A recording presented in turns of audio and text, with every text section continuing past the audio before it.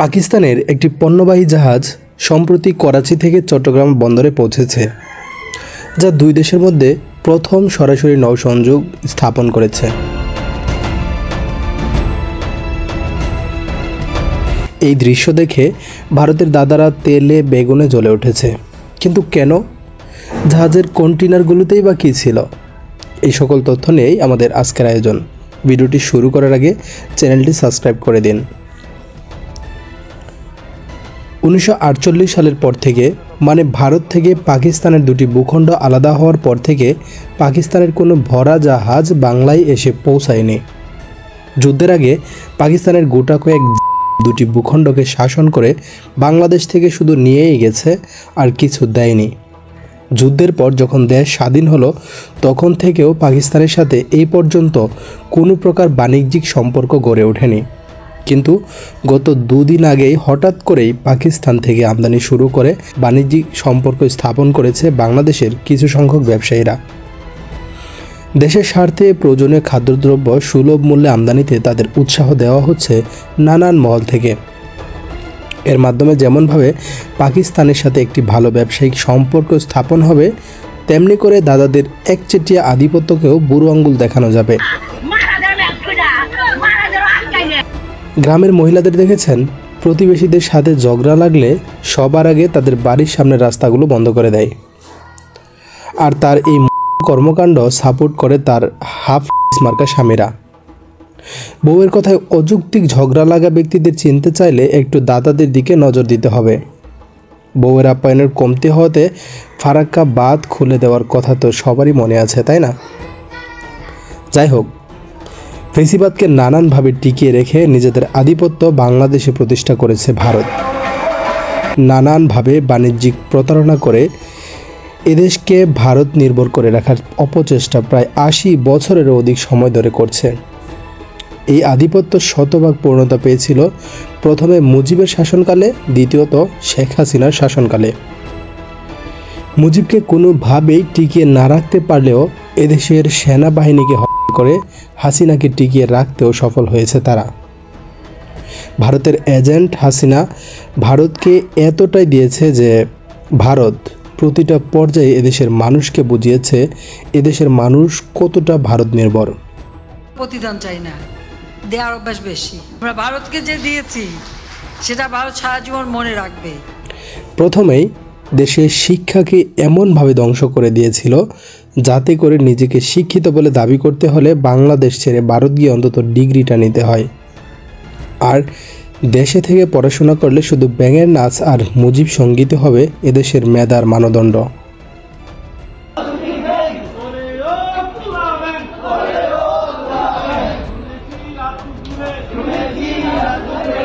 চিকিৎসা খাতে প্রাথমিক পর্যায়ের ক্লিনিক থেকে উচ্চ পর্যায়ের মেডিকেল পর্যন্ত সব খাতেই দুর্নীতিতে এমনভাবে ঢুকিয়ে দিয়েছে যাতে করে এদেশের মানুষ একটু স্বস্তির নিঃশ্বাস নিতে গেলেও ভারতের মেডিকেলের বারান্দায় পর্যন্ত যেতে হয়। কারণ হিসেবে এটাই বোঝানো হয়েছে যে আমাদের দেশে উন্নত ডাক্তার নেই। তাছাড়া ভারতে মেডিকেলে তুলনামূলক খরচটাও অনেক কম আসে। ফলস্বরূপ কী হলো? ফলস্বরূপ ভারত থেকে মেডিকেল ভিসার স্লট দিয়ে কুল পাচ্ছে না বাংলাদেশ। এত পরিমাণে ভারতমুখী বাংলাদেশিরা এখন। আর আমাদের দেশ আজও ডুবে আছে চিকিৎসা খাতেও সেই দুর্নীতিতে। বাণিজ্যিকভাবে সকল দেশকে বাদ দিয়ে ভারতমুখী করেছে ফেসিবাদী হাসিনা। দাম বেশি হলেও অন্য জায়গা থেকে সুবিধা করতে পারলেও ভারত থেকেই আমাদের আমদানি করতে হবে। অন্যদিকে চোখ দিলে সেই চোখই আর চোখের জায়গায় থাকতো না, পৃথিবীর আলোই দেখতে পেত না।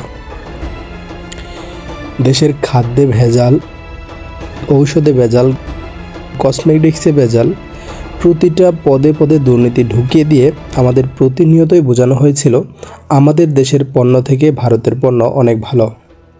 কখনো কোনো বড় দুর্নীতিকে টেনে সামনে আনেনি, শুধু সামনে এনেছে খুচরা দোকানদারদের। শত বছরের এমন পরিকল্পনা করে যেভাবে সাজিয়েছিল ভারত ও হাসিনা সরকার, 24-এর স্বাধীনতার পর তাদের এই সাজানো কল্পনা প্রায় অনেকাংশেই ভেস্তে গেল। কারণ দেশ অনেকটা স্বনির্ভর ও সুলভ মূল্যে অন্য দেশ থেকে আমদানির সুযোগ পেয়ে ব্যবসায়িক খাতে তুমুল বিপ্লবের সম্ভাবনা দেখছে। এতে শুধু ভারতের আধিপত্যই না, বরং বাংলাদেশের সাথে ব্যবসার ধরনই বদলে যাবে ভারতের। চুন থেকে পান খসলেই পেঁয়াজ রপ্তানি বন্ধ, ভিসা বন্ধ, মেডিকেল বন্ধ, এসব করে বাঙালিকে চিপায় ফালানোর নাটক আর চালানো যাবে না। এই স্বপ্ন যখন দোষে পরিণত হলো, তখন ভারতের চুলকানি তো বাড়বেই, কান্নাকাটি কিছুটা করবেই। পাকিস্তানের জাহাজ বাংলাদেশের বন্দরে দেখলে একটু তো জ্বলবেই। চিন্তা করুন, আমাদের দেশ আমদানি করছে, অথচ আমাদের দেশীয় পত্রিকারা এটা নিয়ে চিন্তাই করেনি যে নিউজ করা যাবে, অথচ ভারতের পত্রিকা ও ভারতপন্থী পত্রিকাগুলো এখনও ঘুমাতেই পারছে না। চলুন জেনে নেই পাকিস্তান থেকে আসলে প্রথমবারের মতো কী আমদানি করেছে বাংলাদেশ। পাকিস্তান থেকে প্রথমে সরাসরি মালবাহী জাহাজ চট্টগ্রাম বন্দরে পৌঁছেছে। জাহাজটি মূলত 370টি কন্টেইনার বহন করেছে, যেখানে বিভিন্ন ধরনের পণ্য ছিল। এদের মধ্যে উল্লেখযোগ্য ছিল বস্ত্রশিল্পের প্রয়োজনীয় কাঁচামাল, সাধারণ ভোগ্যপণ্য এবং বৈদ্যুতিক যন্ত্রাংশ। এই জাহাজটি করাচি থেকে চট্টগ্রামে এসেছে। এই নতুন বাণিজ্য পথ দুদেশের অর্থনৈতিক সম্পর্ককে আরও জোরদার করতে সাহায্য করবে বলে আশা করা যাচ্ছে। পাকিস্তানের হাইকমিশনার এই উদ্যোগে বাংলাদেশ ও পাকিস্তানের বাণিজ্যিক সম্ভাবনার নতুন দরজায় পৌঁছে দিবে বলে জানান।